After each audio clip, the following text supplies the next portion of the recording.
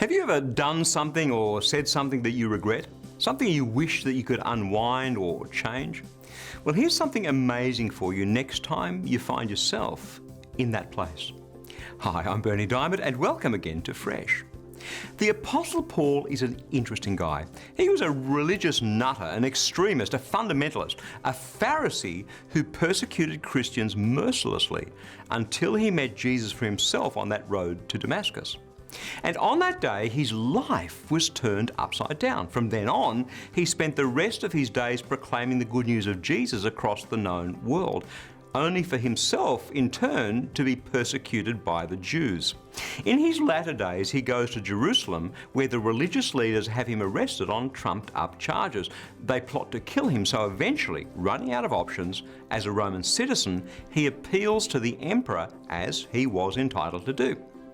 But when the local king Agrippa hears the charges, this is what he says. Acts chapter 26, verse 32.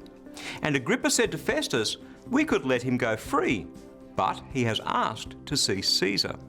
Now, it seems here as though Paul has made a huge blunder. If he just kept his mouth shut, he could have gone free. At that point, we're not told this, but I have no doubt Paul must have been kicking himself. What a dumb thing to do. If only I could wind that back and do it again, and this time, say nothing. And yet God goes on to use this apparent blunder to have Paul spend years proclaiming Christ from his dungeon in Rome. Paul even wrote some of the books of the New Testament from that prison cell.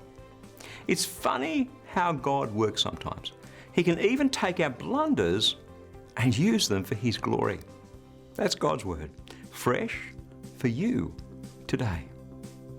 The mysteries of how God works are so deep.